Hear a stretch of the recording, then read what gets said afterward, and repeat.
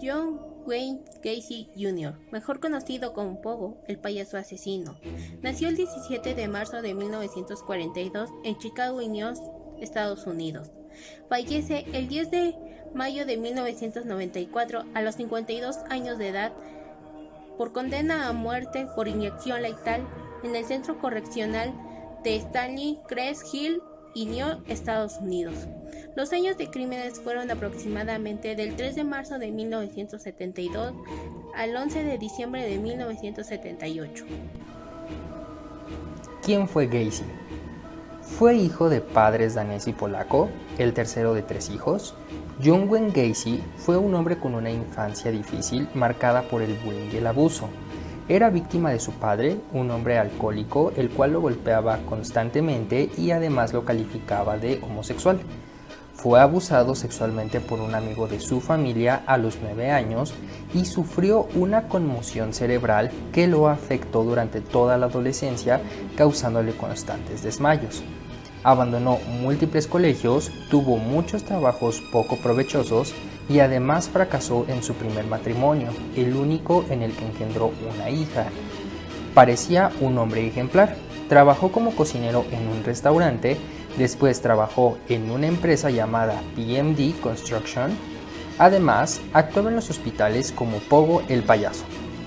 Sin embargo, nadie imaginaría su verdadera personalidad y llegó a trabajar en una agencia funeraria en donde se llegó a especular de que practicó necrofilia y murió ejecutado por inyección letal el 10 de mayo de 1994. Historia criminal. Su primer crimen fue un abuso sexual a un menor de edad, el cual lo denunció y le asignaron una condena de 10 años en prisión por sodomía, de los cuales únicamente estuvo 18 meses, ya que por su buen comportamiento logró salir bajo libertad condicional. Sus víctimas contaban con unas características muy particulares. Habían sido trabajadores de su negocio y eran menores de 25 años, a los cuales torturaba, violaba y estrangulaba. Los cuerpos eran enterrados debajo de su casa, y cuando ya no había espacio los arrojaba al río. Gacy fue detenido en la segunda orden de registro de su casa. A diferencia de la primera, en esta orden se contaba con investigadores criminalistas, los cuales habían recolectado información proveniente de las víctimas sobrevivientes. Al bajar al sótano, encontraron 29 cuerpos en estado de putrefacción, 3 enterrados en el jardín y 4 en el río. Finalmente se le procedió y terminó aceptando que había cometido aquellos crímenes, pero justificaba estos crímenes mencionando que todo esto no era su culpa, que se debía a la demencia que sufría. El tipo de conducta desadaptada que presentaba John Wayne es el de psicopatía, esto derivado de su trastorno de personalidad antisocial. Según el CIE-10, los trastornos de personalidad antisocial tienden a presentarse durante la infancia y la adolescencia y persisten hasta la edad adulta. El DSM-5 tiene indicadores sobre esta conducta que John Wayne presentaba en su historial de vida. Una de las conductas más destacada es que manipulaba y violaba los derechos de las personas sin ningún remordimiento. La primera conducta que se le imputó fue el de sodomía.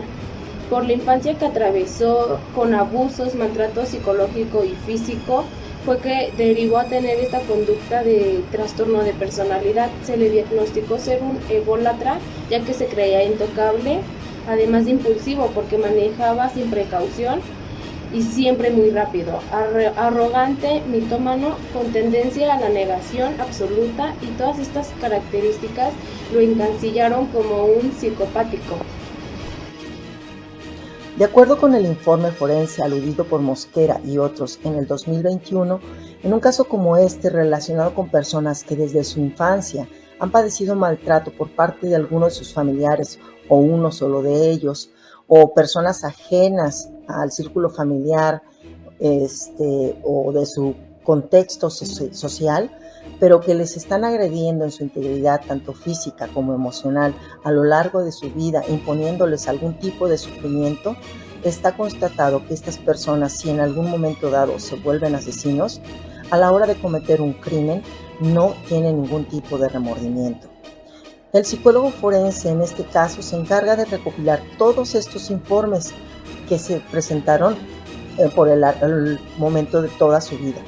Y con exámenes psicométricos y pruebas psicológicas va haciendo también un archivo de datos de esta persona con todas sus variantes para presentarlos en el momento del juicio y que sirvan de respaldo para ver si tienen algún padecimiento psicológico o alguna enfermedad psiquiátrica que pueda minimizar un poco la condena al que se le vaya a imponer. Tenemos que tomar en cuenta que estos procesos, estos archivos se dan durante el proceso legal para que todos los agentes de este juicio los tomen en cuenta. Pero tenemos que también hacer hincapié en el aspecto de que tanto los familiares de la víctima como el victimario tienen que ser vistos como personas. Y aunque el criminal haya hecho acciones muy crueles, tiene la oportunidad de ser tratada como una persona y merece ser analizado. John Wayne Gacy presentaba un trastorno de la personalidad antisocial que al momento de aplicar la terapia podíamos provocar ansiedad, ya que se debía modificar toda la percepción que tenía de sí mismo. Por ello, se debía aplicar terapia en su primera estadía en la prisión, con tratamiento psicológico y psiquiátrico, que lo ayudarían para evitar las conductas de riesgo, disminuir la ansiedad y la irritabilidad. La terapia cognitivo-conductual era fundamental para evitar las conductas desadaptadas que podía presentar y disminuir los arranques de ira e impulsividad que presentaba, así fomentando habilidades positivas para su desarrollo personal y social.